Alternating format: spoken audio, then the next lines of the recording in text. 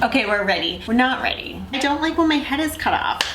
Okay, we're ready. Picking a great channel name for your YouTube channel. This can be super overwhelming when you start your YouTube channel, but it really doesn't have to be. It can be really easy. If you haven't watched video 1 and 2 of this YouTube channel step by step, you might want to go back and watch that because I talk about finding your inspiration channels and then using those inspiration channels to find the keywords that are really popular for the YouTube channel that you're trying to make. If you already know about keywords and tags and stuff, you might not need those videos, but if you haven't watched those videos yet, it might be a good time to watch those videos now, or I will link them down below so you can watch them at the end of this video, because your channel name is actually a really good opportunity to use SEO and to help establish your channel as authority in the niche that you're working on with YouTube. So I'm going to talk more about that. I'm going to throw a little picture up here on the screen because your YouTube channel is probably a mix of 4 things.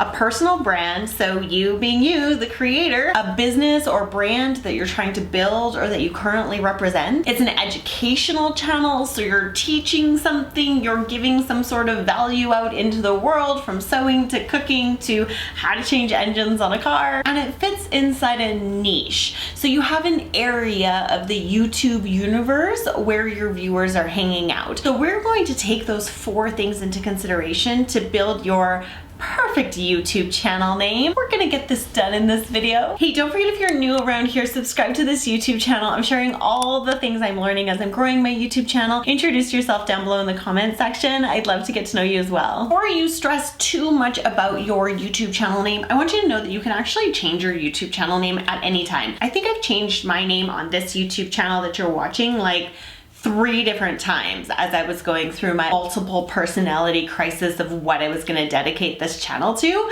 I ended up changing it a few different times, and I'm probably going to change it again. If we're being really honest, I might just change it after we go through this video. Don't worry that you are like bought into your channel name forever and ever and ever. The reason why I bring that up is especially if you want to build a brand down the road and you really want to have your name be the brand name. People talk about that a lot on YouTube, using your name as your brand name, and you are your brand 100%.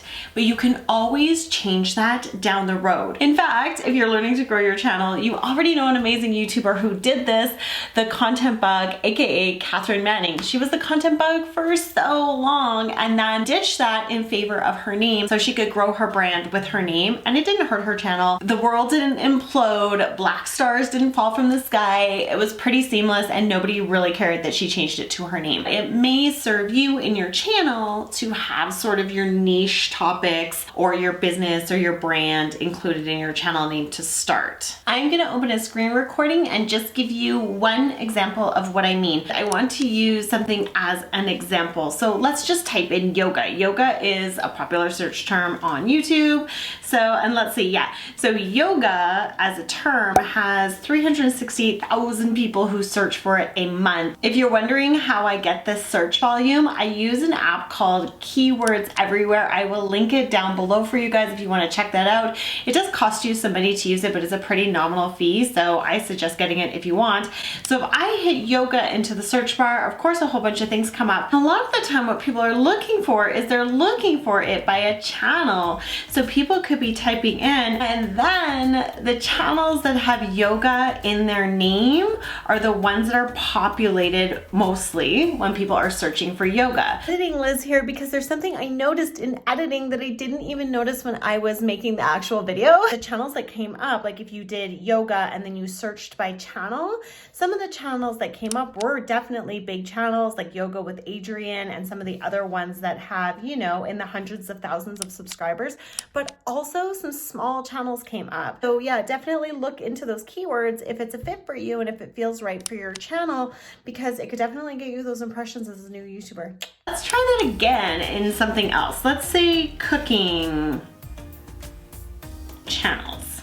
So cooking channels is searched 14,000 times a month. If I was a cooking channel, I might want to have that in my name, because as soon as somebody hits enter on the search bar, simple cooking channel, village cooking channel, cooking channel. So I'm not going to beat this to death. I think you get it. Potentially putting your niche name or what you're teaching or your brand, your purpose for being on YouTube into your YouTube channel name as a new YouTuber is not going to hurt you. So I hope that helps you out. I hope that gives you some inspiration. I hope you see how you can take those keywords, pop it in. The one other thing I will say though, if you're going to pick a YouTube channel name that is brand related, check it out that somebody hasn't already made that YouTube channel name. You want yours to be unique and different. So for me, when I searched for my new channel, which is Mindfully Inspired, I did do some research on the back end to make sure nobody had that YouTube channel name. So when you come up with something great for your YouTube, using those keywords so people can find your beautiful and wonderful and amazing YouTube channel, do a little tiny bit of research to make sure it's not already taken. And you might also want to double down and make sure that that name is available if you're going to use the same name in your social media accounts, which you really don't. I'm really known as Liz Brousseau, kind of just in all the places except for on the Mindfully Inspired YouTube channel, which is its own thing. So there you go, guys. I hope that gave you some tips and inspiration. There's another part 3 coming up. We're going to call it part 3 3/4. That's coming up, and we're going to talk about uploading all of your channel customizations and all of those good things. You're growing a YouTube channel. It's a thing. It's happening. Talk soon.